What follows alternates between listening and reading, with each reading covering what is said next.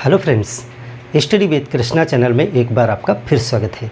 पिछली क्लास में हमने चक्रवात और प्रतिचक्रवात के विषय में समझा था कि ये क्या होते हैं, और हमने बात किया था कि चक्रवात यानी साइक्लोन दो प्रकार के होते हैं। एक तो उष्ण कटिबंधीय चक्रवात यानी ट्रॉपिकल साइक्लोन, और दूसरे होते हैं शीतोष्ण कटिबंधीय चक्रवात यानी टेम्परेट साइक्लोन्स। आज की इस क्लास में हम ट्रॉपिकल साइक्लोन्स यानी उष्ण कटिबंधीय चक्रवात के विषय में जानेंगे। इस क्लास का जो पूरा टॉपिक होगा वो ये होगा कि ट्रॉपिकल साइक्लोन क्या हैं, कहाँ बनते हैं और किस प्रकार से बनते हैं, किस प्रकार की इनकी क्रियाविधि है, कैसे वर्षा होती है, और जो भी इम्पोर्टेंट फैक्ट्स आपको एग्ज़ाम के दृष्टिकोण से जानने हैं उन सब बातों पर डिस्कस करेंगे। तो चलिए सबसे पहले हम ये जान लेते हैं कि उष्ण कटिबंधीय चक्रवात कहते किनको हैं, ये पृथ्वी पर कहाँ जन्म लेते हैं। यही पहले क्वेश्चन आपके बन जाएंगे। तो हम अगर ग्लोब को ड्रा कर लें इस तरह से, ये हमारी अर्थ है। अर्थ में आपके लेटीट्यूड है, ये 0 डिग्री लेटीट्यूड जो होता है जिसको हम इक्वेटर कहते हैं, यानी विषुवत व्रत। बहुत ध्यान से इस चीज़ को समझिएगा। ट्रॉपिकल साइक्लोन क्या है? ट्रॉपिकल साइक्लोन वह साइक्लोन होते हैं जो ट्रॉपिकल एरिया में यानी ट्रॉपिकल बेल्ट में जन्म लेते हैं। तो आपको ये समझना है ट्रॉपिकल एरिया होता कौन सा है।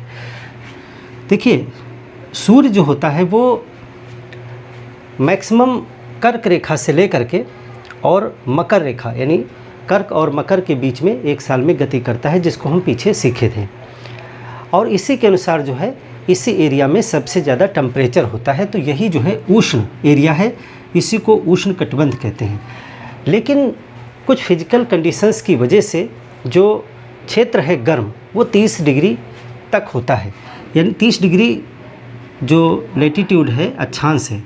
तो ये लाइन जो है कर्क रेखा के ऊपर, जिसको हम कह सकते हैं 30 डिग्री से लेकर के 35 डिग्री नॉर्थ, और इसी तरीके से दक्षिणी गोलार्ध में भी 30 डिग्री से लेकर के 35 डिग्री साउथ, इतना एरिया ऐसा है जो वर्ष भर सबसे ज़्यादा गर्म रहता है। ये एरिया पूरा वर्ष सर्वाधिक गर्म एरिया होता है। इसी को उष्ण कटिबंधीय बेल्ट कहा जाता है। तो इस बेल्ट में अगर कोई चक्रवात उत्पन्न होता है तो उसे उष्ण कटिबंधीय चक्रवात कहते हैं। अब देखिए, ये बेल्ट जो है वो दोनों गोलार्ध में है, उत्तरी और दक्षिणी। तो अगर उत्तरी गोलार्ध में कोई चक्रवात उत्पन्न होगा इस क्षेत्र में, तो हमने आपको बताया था कि वो एंटी क्लॉकवाइज घूमती हैं उसमें पवनें, यानी वो इस तरीके से घूमेगा। और अगर इसी बेल्ट में कोई दक्षिणी गोलार्ध में चक्रवात उत्पन्न होता है तो वो क्लॉकवाइज घूमेगा, इस तरीके से उसमें पवनें जो हैं वो क्लॉकवाइज घूमेंगी। तो अगर कोई चक्रवात 30 डिग्री से लेकर के 35 डिग्री उत्तरी अक्षांश से 30 डिग्री से 35 डिग्री दक्षिणी अक्षांश के मध्य उत्पन्न होता है तो उस चक्रवात को ट्रॉपिकल साइक्लोन कहा जाएगा, क्योंकि वो ट्रॉपिकल एरिया यानी उष्ण एरिया में उत्पन्न हुआ है। अब इसमें भी कुछ ऐसा एरिया है जहाँ पे चक्रवात नहीं बन सकता है। तो वो एरिया कौन सा है? देखो, विषुवत व्रत जो होता है उसके ऊपर 5 डिग्री तक, ये 5 डिग्री नॉर्थ की लाइन है, और दक्षिण गोलार्ध में 5 डिग्री साउथ, 5 डिग्री साउथ की लाइन है। इसके बीच में डोल्ड्रम होता है, यानी कि शांत क्षेत्र होता है। इस एरिया में कोरियालिस बल नहीं होता है। विषुवत रेखा के क्षेत्र में कोरियालिस फोर्स जो है वो पृथ्वी के घूर्णन की वजह से उत्पन्न होता है। तो इस विषुवत रेखा पे कोरियालिस फोर्स 0 होता है। और चक्रवात बनने के लिए अभी जब हम दशाएं देखेंगे कि कौन कौन सी कंडीशंस में चक्रवात बनते हैं, तो उसमें आप देखोगे कि कोरियालिस फोर्स का भी होना ज़रूरी है, क्योंकि यदि कोरियालिस फोर्स नहीं होगा तो पवनें चक्रीय क्रम में नहीं घूम सकती, यानी वो अपनी दिशा से मुड़ेंगी नहीं तो वो चक्रीय रूप से यानी सर्किल के रूप में नहीं घूम सकती। और जब तक कि पवनें सर्किल के रूप में घूमेंगी नहीं तो फिर चक्रवात नहीं बन सकता है। तो ये जो एरिया होता है 5 डिग्री उत्तरी अक्षांश से लेकर के 5 डिग्री दक्षिणी अक्षांश तक, इस एरिया में कोरियालिस फोर्स ना होने की वजह से पवनें चक्रीय क्रम में नहीं घूम सकती हैं, इसलिए इस एरिया में चक्रवात उत्पन्न नहीं होते हैं। ये प्रश्न बनता है।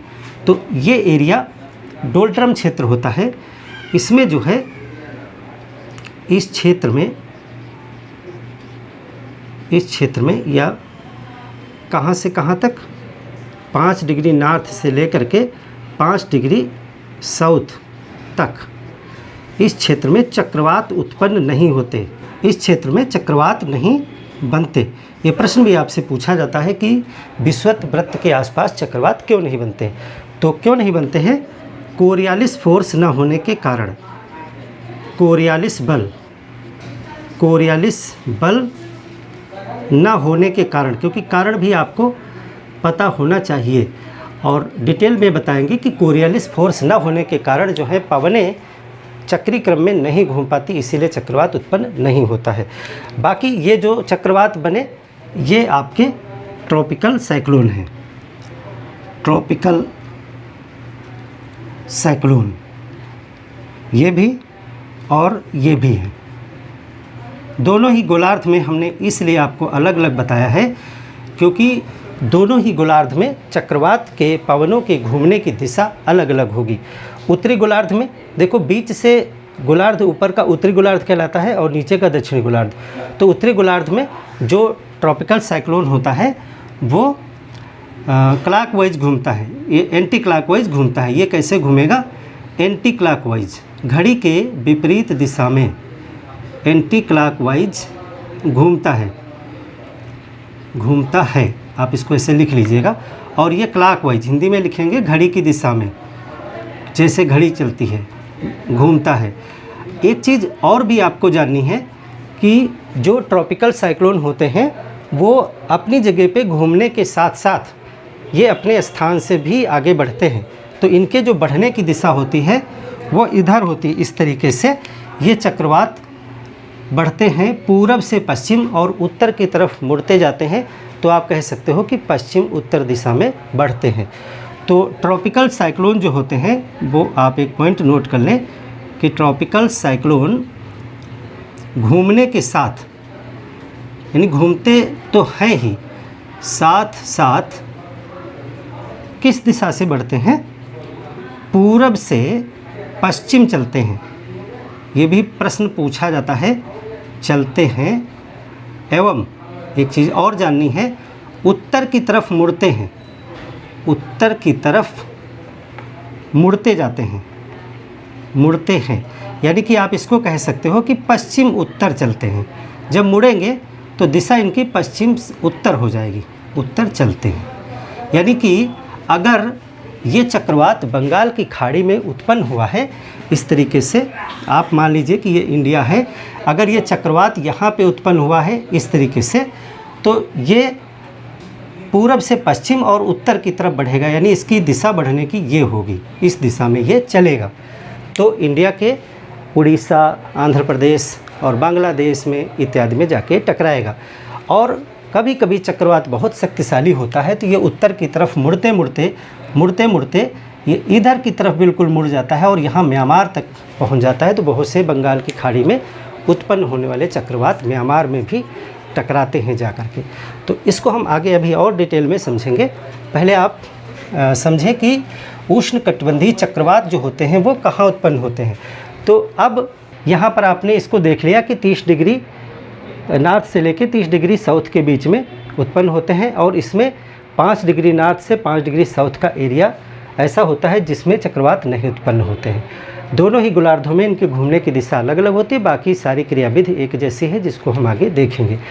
अब इसी के साथ में हम दूसरा भी आपको बता दें कि आपका जो टेम्परेट है वो चक्रवात कहाँ बनता है। तो अगली लाइन यहाँ पर होती है आपकी 60 से 65 डिग्री नॉर्थ, जो अक्षांश है 60 से 65 डिग्री नॉर्थ, और इधर भी जो है आपका बनेगा 60 से 65 डिग्री साउथ। इसके बीच में जो एरिया बनता है ये एरिया टेम्परेट क्षेत्र कहलाता है, यानी उपोष्ण है, ना ज़्यादा गर्म है ना ज़्यादा ठंडा है। यहाँ भी चक्रवात बनते हैं, तो ये टेम्परेट चक्रवात यहाँ बनेंगे आपके, टेम्परेट साइक्लोन। और इधर भी यहाँ पर जो है टेम्परेट साइक्लोन बनेंगे। इनके विषय में हम अलग से क्लास करेंगे, तब हम डिटेल में देखेंगे कि ये किस तरीके से बनते हैं। अब हम इस पर डिटेल में बात करेंगे ट्रॉपिकल साइक्लोन के विषय में कि ये कहाँ उत्पन्न होते हैं। देखिए, जलीय क्षेत्रों में उत्पन्न होते हैं, सागर में उत्पन्न होते हैं। जो टेम्परेट साइक्लोन होते हैं वो महाद्वीप में उत्पन्न होते हैं और सागर की तरफ चलते हैं और सागर पे जाकर ख़त्म हो जाते हैं। जबकि जो ट्रॉपिकल होते हैं वो सागर में उत्पन्न होते हैं और धरातल पे जब पहुंचते हैं तो ख़त्म हो जाते हैं। जस्ट विपरीत होता है। तो इसको आप ऐसे ड्रा कर लीजिए, फिर हम देखते हैं ट्रॉपिकल साइक्लोन क्या है। ट्रॉपिकल साइक्लोन की परिभाषा अगर से आपसे लिखनी हो या पूछी जाए तो क्या आपको बताना है, उसको पहले नोट डाउन करें, फिर हम देखें कैसे उत्पन्न होते हैं, क्या क्रियाविधि है जिससे ये वर्षा करते हैं और चलते हैं, इनको शक्ति कहाँ से मिलती है, किस जगह पे और क्यों उत्पन्न होते हैं, ये सारी चीज़ों पे हम बात करेंगे। लोकेशन आपने समझ ली है। अब चलिए बात करते हैं कि उष्णकटिबंधीय चक्रवात क्या है, कैसे आप बताओगे। तो 2 लाइन में अगर आप लिखें, इसकी परिभाषा को लिखेंगे तो देखिए, यह पवनों, देखिए हैं तो विंड से ही, पवनों का चक्रीय सिस्टम है, यानी गोल गोल पवनें घूमती हैं, चक्रीय तंत्र है जिसमें केंद्र में लो प्रेशर होता है। लो प्रेशर को हम एलपी लिख रहे हैं, आप लिख लीजिएगा निम्न दाब। इसको एक बार मैं लिख देता हूँ, निम्न दाब, जिसमें केंद्र में निम्न दाब होता है। सेंटर में देखो चक्रीय है, इसका मतलब है कि इसमें कोई सेंटर है जिसमें निम्न दाब होता है। इस तरीके से एक जगह होती है जहाँ पे लो प्रेशर उत्पन्न होता है। जाहिर सी बात है, लो प्रेशर उत्पन्न होगा तो वहाँ पे हाई टेम्परेचर होगा, यानी बहुत ज़्यादा गर्मी होगी। गर्मी की वजह से हवा ऊपर चली जाएगी, जिससे वहाँ दबाव कम हो जाएगा, तो एक केंद्र बनेगा जहाँ पे लो प्रेशर जनरेट होगा। तो ये पवनों का ऐसा चक्रीय तंत्र है जिसमें केंद्र में निम्न दाब पाया जाता है। और अब सिर्फ इतने से नहीं बात बनेगी, और इसके चारों तरफ क्रमशः, यानी धीरे धीरे बढ़ते हुए, क्रमशः बढ़ते हुए दाब के रिंग होते हैं। रिंग, या इसको आप समदाब रेखाएं कह सकते हैं, समदाब छल्ले होते हैं। और सबसे बाहर हाई प्रेशर, उच्च दाब होता है। इस चीज़ को आपने समझा कि इसके चारों तरफ क्रमशः बढ़ते हुए दाब के छल्ले होते हैं, यानी कि इसके बाहर हाई प्रेशर होता है।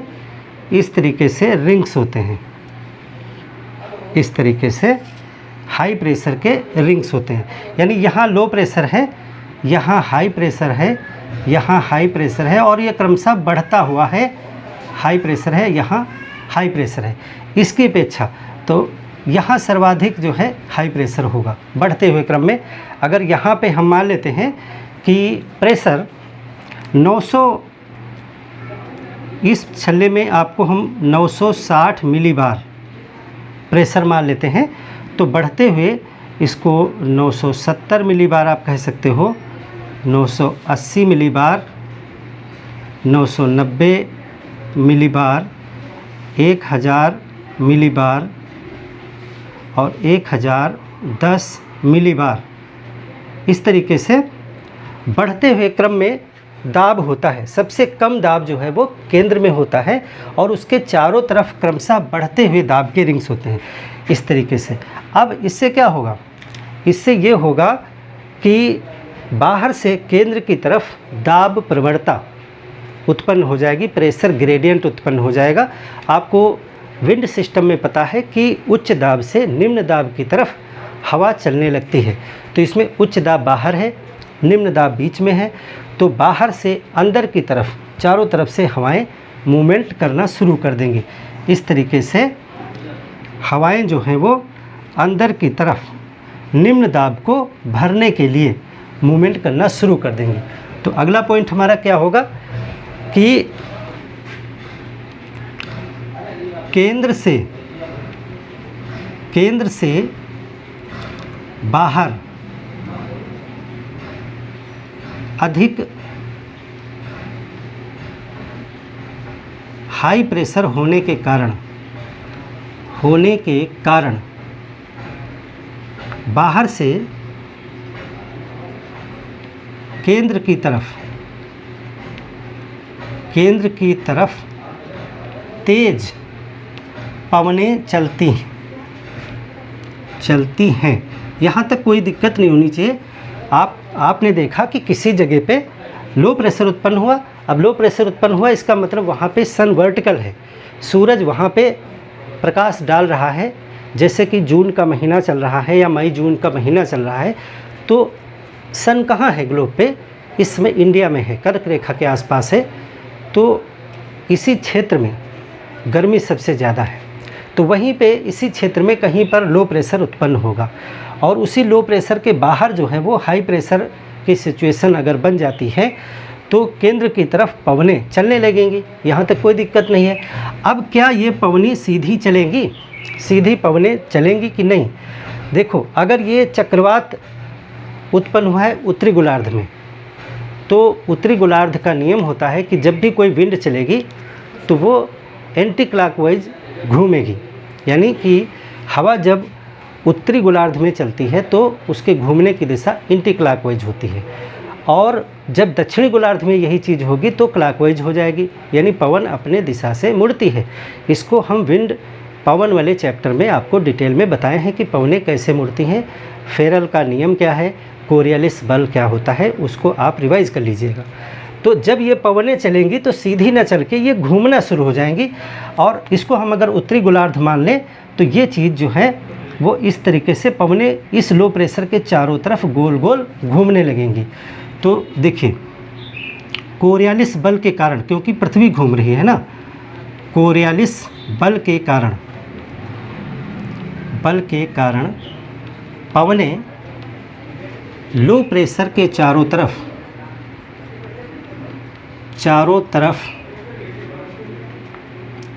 घूमने लगती हैं।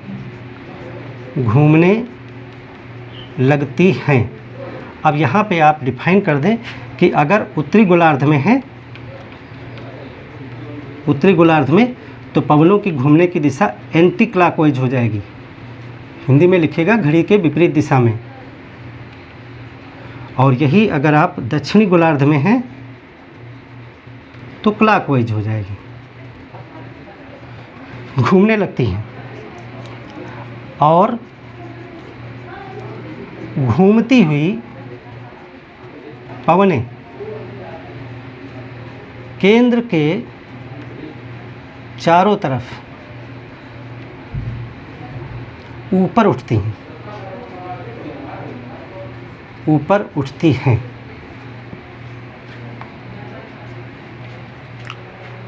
तो इस तरीके से हवा ऊपर भी उठती जाती है। यही जो है चक्रवात क्या है? उष्णकटिबंधीय चक्रवात कहा जाता है इसको। तो इस तरह से आपने देखा कि उष्णकटिबंधीय चक्रवात किस प्रकार का होता है। इस तरीके से अंडाकार या गोलाकार आकृति का होता है, जिसमें सेंटर में लो प्रेशर होता है।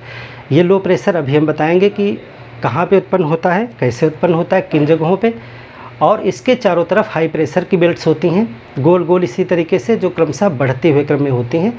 सर्वाधिक हाई प्रेशर बाहरी छल्ले पर होता है। यहाँ से केंद्र की तरफ हवाएं मूव होती हैं और फेरल के नियम के अनुसार ये घूमने लगती हैं इसी लो प्रेशर के चारों तरफ, और घूमने के साथ साथ ऊपर भी उठती जाती हैं। इसी को चक्रवात कहा जाता है, साइक्लोन कहा जाता है। और ये कैसे होता है इसका पूरा स्ट्रक्चर अभी हम बताते हैं। ये आपने चक्रवात को समझ लिया। अब हम देखते हैं कि कब बनता है, क्या दशाएं होनी चाहिए चक्रवात बनने के लिए। इसको आप इस तरह लिख लीजिए, फिर हेडिंग डालिए आवश्यक दशाएं और उत्पत्ति, यानी कि हम साथ में समझेंगे कैसे ये बनता है और क्या इसके लिए सिचुएशंस होते हैं और किस तरीके से ये बनता है। इंडिया में जो चक्रवात आते हैं वो ट्रॉपिकल साइक्लोन होते हैं अधिकतर। कभी कभी दिल्ली के क्षेत्र में जो चक्रवात वर्षा आपको देखने को मिलती है वो टेम्परेट होती है, उसको भी हम वेस्टर्लीज डिस्टर्बेंस में पढ़ेंगे आगे। तो देखिए, आवश्यक दशाएं यानी कैसे बनता है, क्या कंडीशंस होनी चाहिए जब ये चक्रवात बनेगा। कंडीशंस, आवश्यक दशाएं। तो सबसे पहली चीज़ जो ज़रूरी है वो टेम्परेचर है। और ये चक्रवात जो है वो जलीय क्षेत्र में उत्पन्न होते हैं, यानी कि सागर होना चाहिए और उस सागर या महासागर का तापमान जो है वो 26.5 से ज़्यादा होना चाहिए सेंटीग्रेड में, यानी 26.5 डिग्री सेंटीग्रेड से अधिक तापमान हो जाना चाहिए। पानी जो है वो 50 मीटर गहराई तक गर्म हो जाना चाहिए, तभी इस तरह की सिचुएशन बनेगी। तो मानक जो है वो 28 डिग्री सेंटीग्रेड जब हो जाता है तापमान तो चक्रवात उत्पन्न हो जाता है। आवश्यक दशाएं, तो पहली कंडीशन जो है वो ये है कि जलीय क्षेत्र में उत्पन्न होते हैं। जलीय क्षेत्र यानी सागर या महासागर, सागर में उत्पन्न होते हैं। प्रश्न आपसे पूछा जा सकता है कि टेम्परेट साइक्लोन कहाँ उत्पन्न होते हैं और ट्रॉपिकल साइक्लोन कहाँ उत्पन्न होते हैं। तो ट्रॉपिकल वाले सागर में उत्पन्न होते हैं, टेम्परेट वाले महाद्वीप पे यानी कॉन्टिनेंट पे उत्पन्न होते हैं, दोनों अलग अलग हैं। जलीय क्षेत्र में उत्पन्न होते हैं तो टेम्परेचर, एक निश्चित तापमान की ज़रूरत होती है। तापमान जो है वो 26.5 यानी 26.5 डिग्री सेंटीग्रेड से अधिक होना चाहिए। अधिक मानक जो है वो 28 डिग्री सेंटीग्रेड आप कह सकते हो कि जब तापमान हो जाता है, यानी 26.5 से जैसे तापमान ऊपर बढ़ने लगता है दशाएं उत्पन्न हो जाती हैं और 28 डिग्री सेंटीग्रेड पे चक्रवात बन जाता है। अब चूँकि जल में उत्पन्न होता है तो जल में तापमान इतनी जल्दी बढ़ता नहीं है और इतनी जल्दी कम भी नहीं पड़ता है, तो पानी को 50 मीटर गहराई तक गर्म होने के लिए बहुत सारा तापमान चाहिए, धूप चाहिए उसे। तो गर्मियों के महीने में ही बनेगा जा कर के ये सिचुएशन, और जहाँ पे सन जो है वो वर्टिकल पड़ रहा होगा वहीं उसी आसपास क्षेत्र में ये सिचुएशन बनने की संभावना सर्वाधिक रहेगी। और साथ ही साथ में आप देख रहे हो कि इतना पानी गर्म होने के लिए अगर बहुत खुला क्षेत्र होगा, बहुत चौड़ा सागर होगा तो जल्दी नहीं बनेगी सिचुएशन। इसका मतलब है कि सकरा समुद्र अगर हो, जैसे बंगाल की खाड़ी, तो इस तरह का कैरिबियन सागर यानी जो छोटे सकरे सागर हैं वहाँ पे जल्दी पानी गर्म हो सकता है, तो संभावना जल्दी बनती है। तो आप यहाँ लिख सकते हैं कि सकरे, नैरो सकरे सागरों में संभावना अधिक रहती है, संभावना अधिक रहती है। अब कारण भी हमने आपको बता दिया क्यों, क्योंकि वहाँ पे सकरा क्षेत्र है, पानी कम है तो पानी गर्म जल्दी हो जाएगा, 28 डिग्री सेंटीग्रेड पहुँच जाएगा आसानी से। तो एक सिचुएशन ये बनी, पानी गर्म हुआ और पानी गर्म होगा तो वहाँ पे लो प्रेशर बन जाएगा और उसके चारों तरफ अगर हाई प्रेशर की बेल्ट्स हैं, यानी कि ऐसा नहीं होगा सब कहीं लो प्रेशर हो जाए, पूरा का पूरा पानी एक जैसा नहीं गर्म हो सकता। किसी एक जगह पे किसी विशेष कारण से पानी ज़्यादा गर्म हो गया तो वही बन गया सेंटर, वही लो प्रेशर हो गया। उसको कहते हैं चक्रवात की आई, आँख, बीच का भाग उसको आँख कहा जाता है। तो यहाँ ये पहली कंडीशन बनती है। दूसरी कंडीशन ये होती है कि वहाँ पे कोरियालिस फोर्स का होना ज़रूरी है। अगर कोरियालिस फोर्स नहीं है तो चक्रवात नहीं बन सकता है, क्योंकि चक्रवात बनने के लिए हवाओं का गोल घूमना ज़रूरी है और हवाएं गोल तभी घूमेंगी जब वो अपने मार्ग से मुड़ेंगी, और मार्ग से मुड़ने के लिए कोरियालिस फोर्स का होना ज़रूरी है। कोरियालिस फोर्स कैसे बनता है? जब पृथ्वी घूर्णन करती है तो सबसे कम यानी जीरो कोरियालिस फोर्स विषुवत रेखा पे होता है, इसीलिए विषुवत रेखा पे चक्रवात नहीं बनते हैं, उसके आसपास बनते हैं।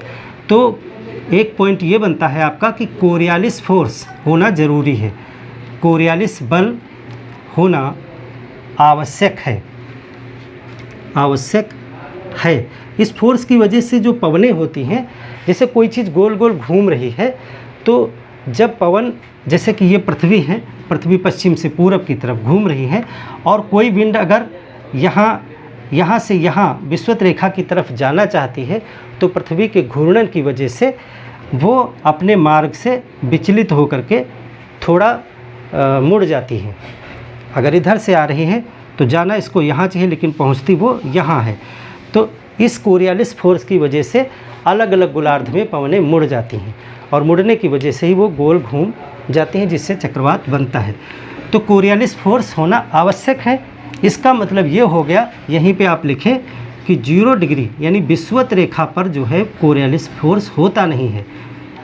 विषुवत रेखा पर यह बल शून्य होता है, शून्य होता है, अतः चक्रवात नहीं बनते, चक्रवात नहीं बनते। बाकी हमने आपको बताया है कि कहाँ बनते हैं। ये बनते हैं 30 डिग्री नॉर्थ से लेकर के 35 डिग्री नॉर्थ, और फिर ये कहाँ तक बनेंगे, 30 डिग्री से 35 डिग्री साउथ के मध्य बनते हैं। तो ये दो सिचुएशंस आपने जानी। टेम्परेचर इतना होना चाहिए, जलीय क्षेत्र होना चाहिए और कोरियालिस बल का होना आवश्यक है। यही इसके लिए आवश्यक दशाएं हैं कि चक्रवात बन सकता है। अब एक चीज़ और है, चक्रवात के लिए जो है वायु का गर्म एवं आर्द्र होना आवश्यक है, होना आवश्यक है। देखो टेम्परेट जो साइक्लोन होता है उसमें वेट एयर चाहिए, नमी, जलवाष्प वाली हवा चाहिए। अगर हवा में जलवाष्प होती है तो आपको पता है कि जलवाष्प में गुप्त ऊष्मा होती है। पानी कभी भी गर्म होता है तो पानी के अणु जो हैं वो ऊर्जा को ग्रहण करके वायुमंडल में चले जाते हैं, इसको वाष्पन कहा जाता है। तो वायुमंडल में वो पानी के अणु क्यों चले जाते हैं, क्योंकि उनको एनर्जी मिल जाती है, वो एनर्जी उस अणु में रहती है, और जब तक वो एनर्जी उस जल के अणु में रहेगी तब तक वो वायुमंडल में उसी ऊर्जा के साथ तैरता रहेगा। उस ऊर्जा को गुप्त ऊष्मा कहा जाता है, लेटेंट हीट कहा जाता है। यही लेटेंट हीट इस ट्रॉपिकल साइक्लोन के लिए ईंधन है, ऊर्जा है। यानी इसको आप एक स्टीम इंजन समझ लीजिए, जो कि जलवाष्प की गुप्त ऊष्मा से चलता है। इसी की वजह से पवनें घूमती हुई ऊपर की तरफ उठती हैं, क्योंकि गर्म एवं आर्द्र वायु की वजह से। अगर ये आर्द्रता नहीं हो, ये वेट एयर ना हो, तो ये इंजन को जो मिलने वाली ऊर्जा है वो ख़त्म हो जाएगी और चक्रवात रुक जाएगा। इसीलिए ये जलीय क्षेत्र में उत्पन्न होता है, क्योंकि जलीय क्षेत्र में सबसे ज़्यादा वाष्पन होता है और वायु में नमी पाई जाती है। जब ये चक्रवात चलते चलते धरातल पे पहुंच जाता है, यानी इंडिया में आ गया अगर, तो अब धरातल पे इसको नमी मिलना बंद हो जाती है, यानी वाष्पन वहाँ कम हो रहा है। इसीलिए चक्रवात की ऊर्जा जो है वो कम हो जाती है और 100-200 किलोमीटर अंदर घुसने के बाद में चक्रवात को स्टीम मिलना बंद हो जाती है, जिसकी वजह से चक्रवात समाप्त हो जाता है। तो प्रश्न बनता है कि चक्रवात बंगाल की खाड़ी में उत्पन्न होता है और फिर इंडिया में आता है, 100-200 किलोमीटर तक वो विनाश करता है, वर्षा करता है, जो भी है, लेकिन उसके आगे नहीं बढ़ पाता है, वो थम जाता है, रुक जाता है। क्यों? क्योंकि उसके लिए जो आवश्यक कंडीशंस हैं वो धरातल पे फुलफिल नहीं हो पाती हैं ये सभी, और वो रुक जाता है। किसी भी इंजन को चलने के लिए जो एनर्जी चाहिए ट्रॉपिकल साइक्लोन के केस में वो गर्म एवं आर्द्र वायु है, टेम्परेचर है, जो कि उसे पानी पे मिलता है। बंगाल की खाड़ी आप एग्जाम्पल कह सकते हैं, वहाँ पे मिलता है, और जैसे ही वो ज़मीन पे पहुँचता है तो 100-200 किलोमीटर में ही वो ऊर्जा ख़त्म हो जाती है और वो रुक जाता है। तो ये होती हैं इसके लिए आवश्यक दशाएं। चलिए क्रिया विधि देखते हैं कैसे और कहाँ पर बनेगा। देखिए, अब मान लेते हैं कि बंगाल की खाड़ी को ही एग्जाम्पल मान लेते हैं कि इंडिया के कॉन्टेक्स्ट में अगर आपको लिखना है, और बिल्कुल इसी तरीके से हर जगह पे बनेगा। आप चाहे जहाँ का एग्जाम्पल ले लीजिए। भारत के भूगोल में आपको इंडिया का समझना है तो हम बंगाल की खाड़ी का एग्जाम्पल ले लेते हैं। देखिए कैसे बनेगा, इसको समझते हुए चलें। सबसे पहले आप इस चीज़ को समझें कि लो प्रेशर बनेगा कहाँ, किस महीने में, किस क्षेत्र में लो प्रेशर बन सकता है। देखिए, ये हमारी विषुवत रेखा है। ये क्या है? 0 डिग्री अक्षांश है, यानी विषुवत रेखा है। विषुवत रेखा विषुवत रेखा पे सन कब वर्टिकल होता है? देखिए, विषुवत रेखा पे जो सूरज है वो आपका मार्च के महीने में होता है और सितंबर के महीने में होता है। मार्च के महीने में विषुवत रेखा पे सूरज होता है, इसीलिए विषुवत रेखा के क्षेत्र में सबसे कम टेम्परेचर, सबसे अधिक टेम्परेचर होगा और सबसे कम दाब होगा। और विषुवत रेखा के पास की हवा जो है वो उठ करके ऊपर चली जाएगी, तो यहाँ लो प्रेशर बन जाएगा। लेकिन इस क्षेत्र में चक्रवात नहीं बनता है, वर्षा होती है। कौन सी वर्षा होती है? विषुवत रेखा के क्षेत्र में कौन सी वर्षा होगी? संवहनी वर्षा होगी। कन्वेक्शनल रेन हमने आपको बताया था। अपने आप यहाँ की जो नम वायु है, आर्द्र वायु है, ह्यूमिड एयर है, वो टेम्परेचर बढ़ने की वजह से ऊपर जाएगी। ऊपर जाने पे कंडेंसेशन होगा और वर्षा होगी। विषुवत रेखीय क्षेत्रों में लगभग प्रतिदिन वर्षा होती है, लगभग प्रतिदिन वर्षा होती है। अफ्रीका के तमाम देश हैं, ब्राज़ील वगैरह है, यहाँ पे आपको दोपहर के बाद में, दोपहर तक टेम्परेचर बढ़ता है, खूब सारा समुद्र से पानी वाष्पित होता है और दोपहर के बाद में घंटा, 2 घंटा, 3 घंटा के लिए वो सारा पानी वहीं बरस जाता है। इसीलिए विषुवत रेखीय क्षेत्रों में सदाबहार बन पाए जाते हैं। आप देखिए कांगो बेसिन में या आप देखिए ब्राज़ील में सब बहुत सघन वन है, क्योंकि वहाँ वर्षा बहुत ज़्यादा होती है, सदाबहार बन पाए जाते हैं। लेकिन चक्रवात नहीं पाए जाते हैं। क्यों? क्योंकि यहाँ पर कोरियोलिस फोर्स नहीं है, इसीलिए पवनें करंट के रूप में ऊपर जा सकती हैं लेकिन चक्रीय रूप में नहीं घूम सकती हैं। तो मार्च और सितंबर के महीने में सूरज विषुवत रेखा पे होता है और यहीं पे ITCZ पाया जाता है, इंटर ट्रॉपिकल कन्वर्जेंस जोन, यानी कि व्यापारिक पवनें यहाँ पर आकर के टकराती हैं। आपको पता है कि उत्तरी गोलार्ध से व्यापारिक पवनें आएंगी और दक्षिणी गोलार्ध से व्यापारिक पवनें आएंगी और 0 डिग्री के आसपास वो आपस में भिड़ने के लिए तैयार हैं। लेकिन भिड़ने से पहले ही कुछ जगह छोड़ करके ये ऊपर की तरफ उठ जाती हैं, 5 डिग्री लगभग। बीच की कुछ जगह क्यों छूट जाती है? 5 डिग्री इधर, 5 डिग्री इधर, क्योंकि इतना ज़्यादा टेम्परेचर है तो हवाएं आ तो रही हैं लेकिन वो इतनी गर्म हो जाती हैं कि धीरे धीरे ऊपर उठ जाती हैं टकराने से पहले ही। इसका मतलब है विषुवत रेखा क्षेत्र में पवनें पहुँचती नहीं हैं बिल्कुल लाइन पे, वहाँ पे कुछ शांत क्षेत्र रह जाता है जिसको डोलड्रम कहा जाता है। डोलड्रम, तो डोलड्रम क्यों बन जाता है? क्योंकि हवाएं टकराने से पहले ही ऊपर उठ जाती हैं। तो ये लगभग 5 डिग्री ऊपर, 5 डिग्री नीचे तक का शांत क्षेत्र रहता है जहाँ पे हवा का मूवमेंट लगभग बहुत कम रहता है, उसे शांत क्षेत्र या डोलड्रम कहा जाता है। अब ये सूरज वर्ष भर तो रहेगा नहीं यहाँ पे, अब सूरज उत्तर की तरफ बढ़ना शुरू होगा। तो मार्च में यहाँ है तो अप्रैल में और थोड़ा ऊपर आ जाएगा, फिर मई में आएगा और फिर जून में लास्ट में कहाँ पहुँच जाएगा? जून में पहुँच जाएगा कर्क रेखा पे, यानी 23 डिग्री 1/2 यानी 23.5 डिग्री नॉर्थ कर्क रेखा, कर्क रेखा पर सूर्य पहुँच जाएगा। अब ये जो ITCZ है यानी इंटर ट्रॉपिकल कन्वर्जेंस जोन है, वो यहाँ कर्क रेखा के निकट पहुँच जाएगा। अब देखिए, सिर्फ सूरज के होने से ही वहाँ पर लो टेम्परेचर हो मैक्सिमम, ये ज़रूरी नहीं है। उसके लिए कुछ और भी फैक्टर्स होते हैं कि कुछ क्षेत्रीय कारक भी होते हैं जो निम्न ताप उत्पन्न कर देते हैं। जैसे कि अगर हम कर्क रेखा का एग्जाम्पल लें तो कर्क रेखा इंडिया के बीचों बीच से गुजरती है और इंडिया में राजस्थान में मरुस्थल है और मरुस्थल गर्मियों के महीने में बहुत गर्म हो जाता है। तो कर्क रेखा से थोड़ा ऊपर, कर्क रेखा से थोड़ा ऊपर मरुस्थल होने की वजह से वहाँ पर सबसे ज़्यादा लो प्रेशर उत्पन्न हो जाता है। यानी कि जो ITCZ लाइन है वो कोई ज़रूरी नहीं है कि वो कर्क रेखा के सहारे ही हो, वो कहीं पर इस तरीके से उठी हुई भी हो सकती है। तो यहाँ पे ITCZ होगी, यानी कि लो टेम्परेचर की लाइन ये होगी, क्योंकि कॉन्टिनेंट पे जो है कुछ और भी कारक हैं जो तापमान को कम कर रहे हैं, गर्मी की वजह से, रेगिस्तान की वजह से। तो जून के महीने में सूरज कर्क रेखा पर है, तो इसका मतलब है इस कर्क रेखा के आसपास के क्षेत्र में अगर कोई जलीय क्षेत्र है जहाँ पे तापमान बढ़ता है तो वहाँ पे चक्रवात उत्पन्न हो सकता है। तो कर्क रेखा के निकट में अगर भारत के कंटेक्स्ट में बात कर रहे हैं तो बंगाल की खाड़ी, अरब सागर, ये कर्क रेखा के क्षेत्र में ही है आसपास, तो यहाँ पे चक्रवात बनने की संभावना किस महीने में है?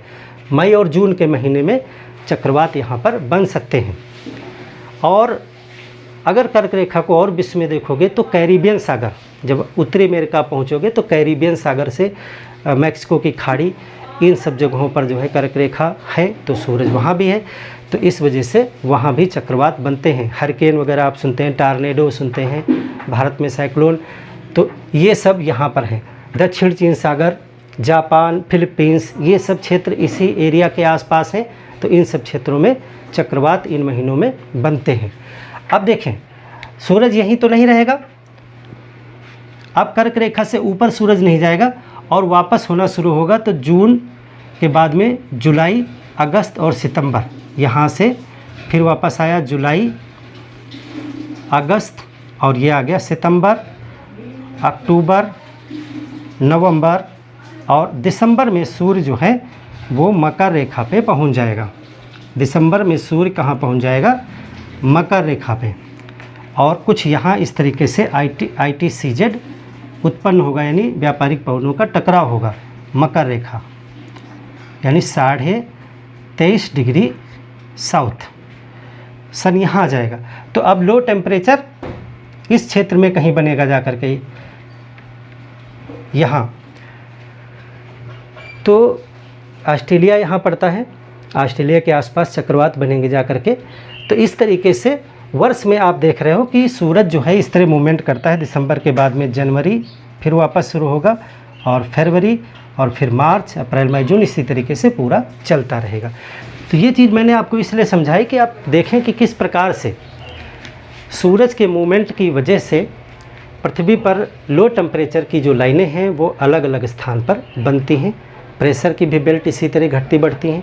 सूरज जब दक्षिण में आ जाता है तो ये सब लो प्रेशर इधर बढ़ाता है, जब ये उत्तर में जाता है तो ये सब लो प्रेशर उधर की तरफ बढ़ जाता है। इसी प्रकार से जो दाब की बेल्ट हैं वो भी घटती बढ़ती रहती हैं। जब इंडियन मानसून पढ़ोगे आप तो उसमें ये चीज़ आपको बहुत काम आएगी कि ITCZ जो है वो लाइन किस तरीके से शिफ्ट होती है, कि मार्च सितंबर में ITCZ यहाँ है, यानी कि व्यापारिक पवनों के टकराने का क्षेत्र है ये। जब सूरज यहाँ पहुँच जाएगा तो ये व्यापारिक पवनें जो यहाँ से आ रही थी वो यहाँ तक पहुँच जाएंगी। दक्षिणी गोलार्ध की व्यापारिक पवनें उत्तरी गोलार्ध में प्रवेश हो जाती हैं, वही इंडियन में मानसून बन के वर्षा करती हैं जाकर के। उस कॉन्सेप्ट को हम आगे क्लियर करेंगे आपको। आप इस चीज़ को समझ गए सूरज का मूवमेंट कैसे होता है। इससे आपको ये पता चलेगा कि किस महीने में किस क्षेत्र में चक्रवात बनने की संभावना सर्वाधिक है। तो इंडिया में, बंगाल की खाड़ी में, अरब सागर में, कैरिबियन सागर में, फिलीपींस में, जापान के क्षेत्र में, इन सब क्षेत्रों में ये 23.5 डिग्री के आसपास का जो एरिया है ये मई और जून के महीने में सर्वाधिक गर्म होता है। तो इस महीने में इन क्षेत्रों में चक्रवात बनने की संभावना रहेगी। कौन से चक्रवात? Tropical cyclone. अब कैसे बनेगा, चलिए इसके स्ट्रक्चर को समझते हैं और कैसे ये काम करता है पूरा सिस्टम। अब मैं लिखूंगा नहीं, जो मैं बोलूँगा वो आप नोट्स में पॉइंट वाइज लिख लीजिएगा उसी तरीके से जैसे मैं बताऊँगा।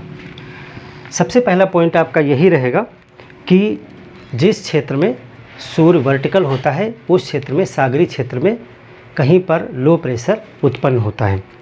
तो जहाँ पे लो प्रेशर बनेगा, वो लो प्रेशर जहाँ पे उत्पन्न होता है उसके चारों तरफ हाई प्रेशर होता है। तो कहीं हाई प्रेशर की बेल्ट जो है वो आखिरी पॉइंट यहाँ होगा इस तरीके से। और ये वाटर है, कहीं सागरी क्षेत्र है,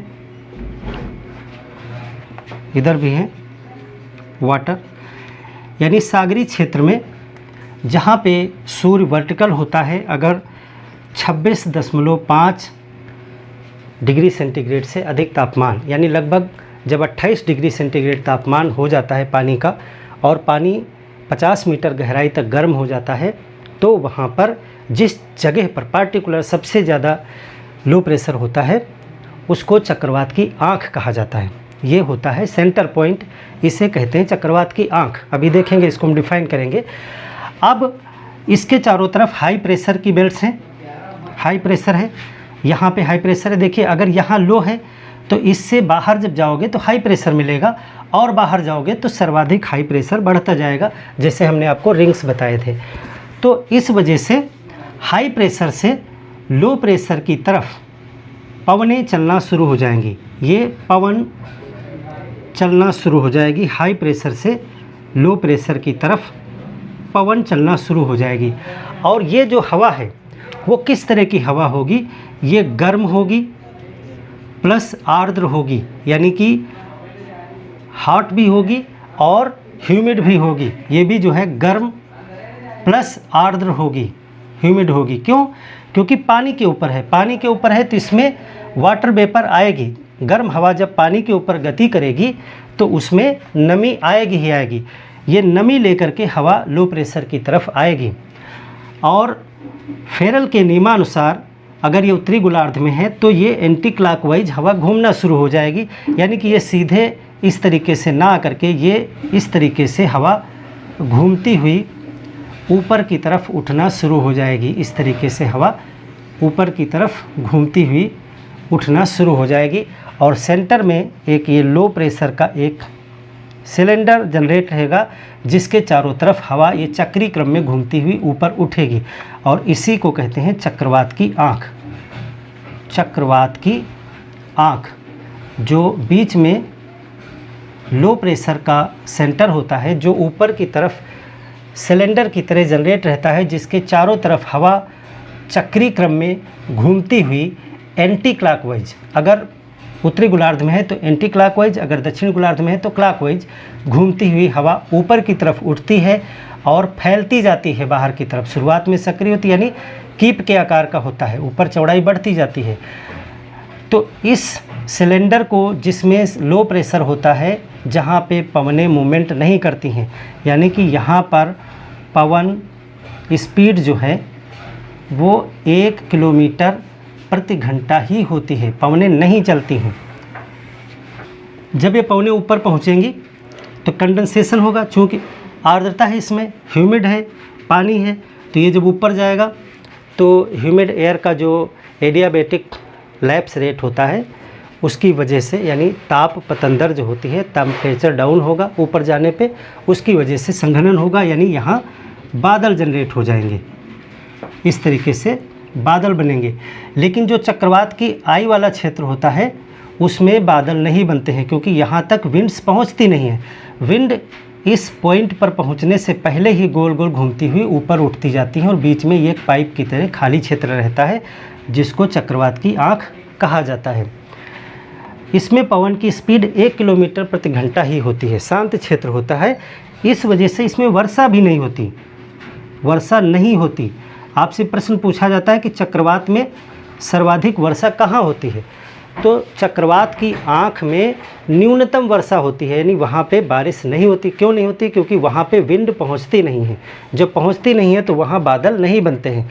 सर्वाधिक वर्षा जो होती है वो चक्रवात की आँख के चारों तरफ जो होती वहाँ पे सर्वाधिक होती है और उसके बाद में कम होती है, यानी सर्वाधिक वर्षा जो है यहाँ होती है। ये बन गए आपके बादल। संघनन होगा और बादल कौन से बनेंगे? कुमुलोनिम्बस। क्यूमुलोनिम्बस जो है वो बादल बनेंगे और रेनफॉल होगा। रेनफॉल, सर्वाधिक रेनफॉल चक्रवात की आँख के चारों तरफ होता है। सर्वाधिक वर्षा कहाँ होती है? चक्रवात की आँख के चारों तरफ, और फिर क्रमशः जो है घटता जाता है। ये जो विंड है, जो विंड चल रही है, ये विंड स्पीड कितनी होगी? विंड स्पीड जो है वो 117 किलोमीटर पर आवर से ज़्यादा होगी, अधिक। 650 किलोमीटर के दायरे तक भी फैले हो सकते हैं। 50 किलोमीटर से लेकर के 650-700 किलोमीटर के एरिया में चक्रवात फैले हो सकते हैं। और विंड स्पीड जो है वो 117 किलोमीटर प्रति घंटे की रफ्तार से अधिक होती है। 180, 200, 250 इस तरह से होती है। और ऊपर जाने पे कंडेंसेशन होता है जिससे वर्षा होती है। सर्वाधिक वर्षा चक्रवात की आँख के चारों तरफ होती है। अब ये जो ऊपर उठती हुई वायु है ये अंतरिक्ष में नहीं चली जाएगी, ये बारिश करने के बाद में ये इस तरीके से दोनों तरफ यानी चारों तरफ जा करके और कहीं पे उतरेगी जा करके हाई प्रेशर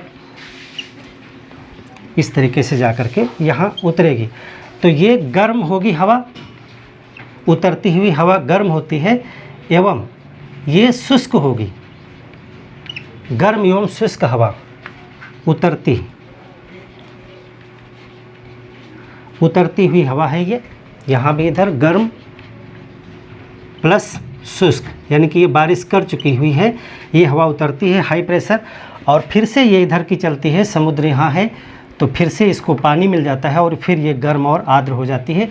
ये भी इस तरीके से एक सर्किल चलना प्रारंभ हो जाता है, जिसमें गर्म एवं आर्द्र वायु चक्रीय क्रम में घूमते हुए ऊपर उठती है, वर्षा करती है, और फिर ये शुष्क होकर के नीचे उतरती है, फिर से समुद्र से वाष्पीकरण से पानी प्राप्त करती है, और फिर यही सिस्टम पूरा चलता रहता है। इस तरह चक्रवात चलता रहता है। तो चक्रवात के इस सिस्टम को आप समझ गए कि जिस स्थान पे लो प्रेशर जनरेट होता है, अगर वो सागरीय क्षेत्र है तो उसके बाहर हाई प्रेशर के क्षेत्र होते हैं, जहाँ से पवन लो प्रेशर की तरफ बढ़ती है। सागरीय क्षेत्र होने की वजह से उसमें आर्द्रता होती है, और ये गर्म एवं आर्द्र वायु लो प्रेशर पॉइंट के चारों तरफ चक्रीय क्रम में घूमने लगती है और घूमती हुई ऊपर उठती है। इसके लिए एनर्जी मिलती है इस आर्द्र वायु की लेटेंट हीट की वजह से, और ये ऊपर उठती हुई वायु जो है वो ठंडी होती है। ठंडी होने से बादल बनते हैं, कुमुलोनिम्बस बादल बनते हैं जो रेन करते हैं। लो प्रेशर सिलेंडर यानी जो चक्रवात की आँख होती है, वहाँ पर विंड स्पीड नगण्य होती है, सबसे कम होती है, क्योंकि यहाँ तक पवनें पहुँचने से पहले ही ऊपर चली जाती हैं। इस वजह से इस क्षेत्र में ना तो बादल बनते हैं और ना ही वर्षा होती है चक्रवात की आँख में। लेकिन चक्रवात की आँख के जस्ट बाहर सर्वाधिक वर्षा होती है, क्योंकि सबसे ज़्यादा विंड स्पीड और बादल यहीं पर बनते हैं, और फिर जैसे जैसे हम बाहर की तरफ बढ़ते हैं आँख से दूर, वैसे वैसे बादल और वर्षा की मात्रा कम होती जाती है। ये ऊपर वायु ठंडी होकर वर्षा करने के बाद में पुनः हाई प्रेशर क्षेत्र में उतरती है, जा करके जहाँ पे उतरती है वहाँ हाई प्रेशर बनता है, और फिर से ये लो प्रेशर की तरफ बढ़ती है, और अगर जलीय क्षेत्र में है तो फिर से ये आर्द्रता ग्रहण कर लेती है, जिससे फिर से इसे एनर्जी मिलती है और पुनः वही प्रक्रिया दोहराई जाती है। अब आगे लिखेंगे आप कि चक्रवात इस तरह घूमते हुए सागरीय क्षेत्र से पूरब से पश्चिम दिशा में बढ़ना शुरू करता है, यानी कि यह पूरब से पश्चिम दिशा में बढ़ता है और उत्तर की तरफ मुड़ता जाता है। इस तरीके से इसके चलने की दिशा जो है वो पश्चिम उत्तर हो जाती है। पश्चिम उत्तर दिशा में चलता हुआ यदि कोई आगे कॉन्टिनेंट पड़ता है, महाद्वीप पड़ता है, तो उसके पूर्वी तट पर वो टकराता है। जैसे कि इंडिया में बंगाल खाड़ी से अगर चक्रवात चलेगा तो वो पूर्वी तट पे टकराएगा। टकराने के बाद में ये धरातली क्षेत्र में 100 से 200 किलोमीटर अंदर तक ही प्रवेश कर पाते हैं, क्योंकि इसके बाद उन्हें यह गर्म एवं आर्द्र वायु मिलना बंद हो जाती है, क्योंकि वहाँ पे पानी नहीं है। इस वजह से चक्रवात के इस सिस्टम को चलाने के लिए जो लेटेंट हीट है, जो एनर्जी है, वो मिलना समाप्त हो जाती है, जिस वजह से धरातल पर पहुँचने के बाद चक्रवात जल्दी ही समाप्त हो जाते हैं। लेकिन फिर भी 100 से 200 किलोमीटर तक अंदर तक जितनी चक्रवात की शक्ति है उस हिसाब से अंदर तक जाने पर ये भारी तबाही मचाते हैं, वर्षा करते हैं, और इस वजह से नुकसान के साथ भी इनके कुछ फ़ायदे भी हैं, ताकि किसानों को कृषि के लिए जल भी मिल पाता है। और नुकसान भी होता है क्योंकि इसमें विंड स्पीड बहुत ज़्यादा है, इसलिए भारी तबाही भी होती है। पूर्वी तट पे टकराते हैं, इसीलिए सर्वाधिक वर्षा जो है वो पूर्वी क्षेत्रों में ही करते हैं, और पश्चिमी तटों तक पहुंचने से पहले ही चक्रवात समाप्त हो जाते हैं। इसीलिए आपने देखा होगा कि कॉन्टिनेंट के पश्चिमी तटों के सहारे मरुस्थल डेवलप हो जाते हैं, क्योंकि वहाँ पे वर्षा नहीं हो पाती है। अब देखिए, भारत के कंटेस्ट में अगर देखोगे तो बंगाल की खाड़ी में चूँकि सकरा सागर है, इसी वजह से सबसे ज़्यादा चक्रवात वहाँ पे बनते हैं, और अरब सागर में चक्रवात कम बन पाते हैं। हालांकि बनते हैं लेकिन कम बन पाते हैं, क्योंकि वो थोड़ा चौड़ा और फैला हुआ सागर है, टेम्परेचर जल्दी नहीं बढ़ पाता है, फिर भी वहाँ पर भी बनते हैं। जो बंगाल की खाड़ी में चक्रवात बनते हैं वो इंडिया, बांग्लादेश, म्यांमार आदि देशों को प्रभावित करते हैं, और अरब सागर वाले भी जो है वो इंडिया को प्रभावित करते हैं। इस तरीके से उष्णकटिबंधीय जो चक्रवात है वो फंक्शन करता है। अब अलग अलग क्षेत्रों में चक्रवात को अलग अलग नामों से जाना जाता है, वो भी आपसे पूछे जाते हैं, तो उसमें भी कुछ आप नाम नोट कर लीजिए। चक्रवात के नाम, चक्रवातों के नाम। देखो पहले अलग अलग क्षेत्र में चक्रवात को क्या कहते हैं इसको आप जानें। जैसे हिंद महासागर के क्षेत्र में इसे क्या कहा जाता है? हिंद महासागर।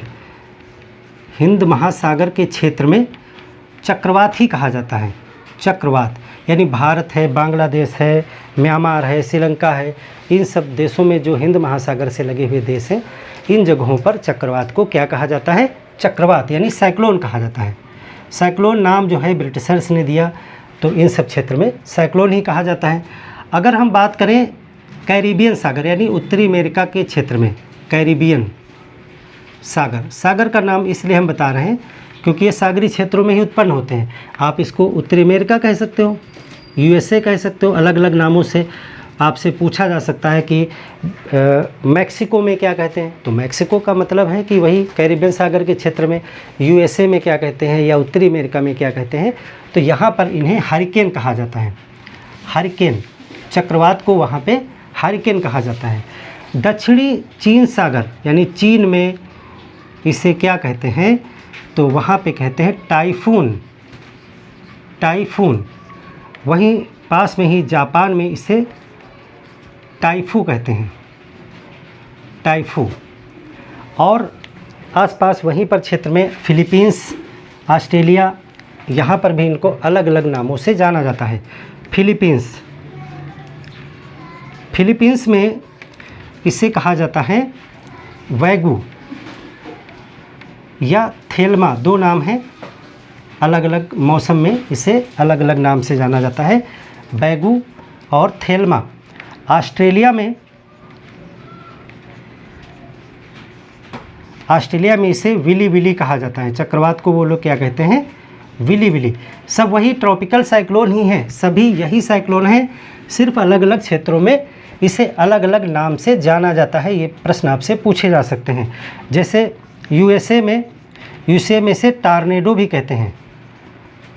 एक्चुअल में टार्नेडो जो होता है वो सर्वाधिक शक्तिशाली होता है, विनाशकारी भी होता है। सर्वाधिक शक्तिशाली और विनाशकारी होता है। और एक चीज़ और भी आपको जाननी है कि इसमें ये महाद्वीप पे भी उत्पन्न होता है। बाकी जितने भी ये ट्रॉपिकल साइक्लोन हैं ये सागरी क्षेत्र में उत्पन्न होते हैं, लेकिन टॉर्नेडो जो होता है, टॉर्नेडो वो जो है वो महाद्वीपीय क्षेत्र में चलता है, यानी ये काफ़ी विनाशकारी है, काफ़ी शक्तिशाली है और सकरा होता है, कीप के आकार का। इस तरीके से आपने देखा होगा मूवीज़ वगैरह में, इस तरह से पतला होता है और ऊपर की तरफ चौड़ा होता है, इस तरीके से टार्नेडो होता है। तो ये टार्नेडो जो है वो यूएसए में इसे टार्नेडो कहा जाता है, स्पेशली यूएसए में ही। अब इसके साथ साथ WMO यानी वर्ल्ड मेट्रोलॉजिकल ऑर्गेनाइजेशन जो है वो चक्रवात के नाम रखता है। जब भी कोई चक्रवात आता है, ये तो देखिए कॉमन नेम है कि क्षेत्र में चक्रवात को कहते क्या हैं। जापान वाले क्या कहते हैं, इंडिया वाले क्या कहते हैं, म्यांमार वाले क्या कहते हैं। तो अब चक्रवात का कुछ नाम भी रखा जाता है। जब चक्रवात आता है तो वो नाम उसी पार्टिकुलर चक्रवात का होता है। तो उसके लिए WMO वर्ल्ड मेट्रोलॉजिकल ऑर्गेनाइजेशन जो होता है वो चक्रवात का नाम रखता है। मान लेते हैं कि बंगाल की खाड़ी से एक चक्रवात उठ रहा है, तो उस चक्रवात को कहेंगे तो चक्रवात ही हिंद महासागर में है, लेकिन उसका एक पार्टिकुलर उसी चक्रवात का नाम भी रखा जाता है, वो WMO करता है।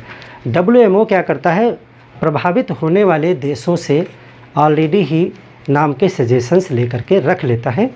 यानी कि बंगाल की खाड़ी से उठने वाले चक्रवात से जितने देश प्रभावित हो सकते हैं या होते हैं, उन्हीं देशों से वो कुछ नाम के सजेशंस लेके रखता है अपने पास। वो नाम जो है वो महिला और पुरुष के नामों के आधार पे होते हैं, यानी मेल और फीमेल नेम्स होते हैं, और क्रम अनुसार वो आने वाले चक्रवातों के नाम जो है वो रखता है। जैसे कि बहुत से नाम आपने सुने होंगे कि हुदहुद चक्रवात आ रहा है, भोला चक्रवात आ रहा है, या और भी है नीलोफर है। तो ये नीलोफर, हुदहुद, भोला, ये सब नाम जो होते हैं वो WMO के द्वारा रखे जाते हैं, और ये नाम का सुझाव देते हैं संबंधित देश। तो इस तरह से नॉमेनक्लेचर भी होता है इनका। तो ट्रॉपिकल साइक्लोन में इतनी जानकारी आपके लिए सफिशिएंट है। और इसके बाद जो नेक्स्ट चैप्टर होगा उसमें हम टेम्परेट साइक्लोन के विषय में बात करेंगे। मिलते हैं एक और बेहतर क्लास के साथ में, तब तक के लिए धन्यवाद।